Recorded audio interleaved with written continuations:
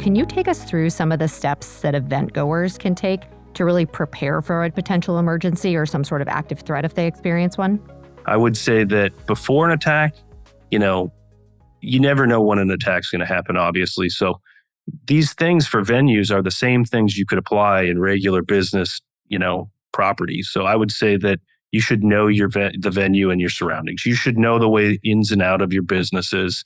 Familiarize yourself with like your layouts. You should use a buddy system, and you should know what each other, are doing and wearing, and being familiar with how to contact each other.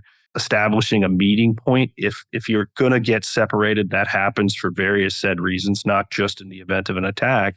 Having a predetermined location for you to, connect or meet, or, if we get separated, meet back here. There's a lot of things, messaging wise for ways finding in these venues or these properties. There's many times a lot of signs that people don't pay attention to, or scrolling menus.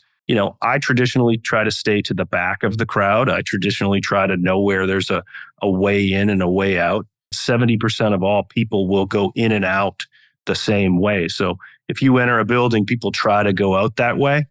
It's very good information to know there's many marked exits all throughout, these buildings, and there's more than one way out.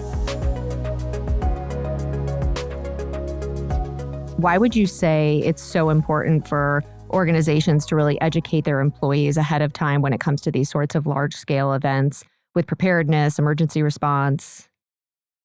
Well, I would say because sometimes the solution is a very inexpensive one. It's someone paying attention. It's someone saying something. So, you'll see marketing and stuff in venues where it says, if you see something, say something. We like to take that a step farther and say, if you see something, say something to someone that can make a difference, or do something with it.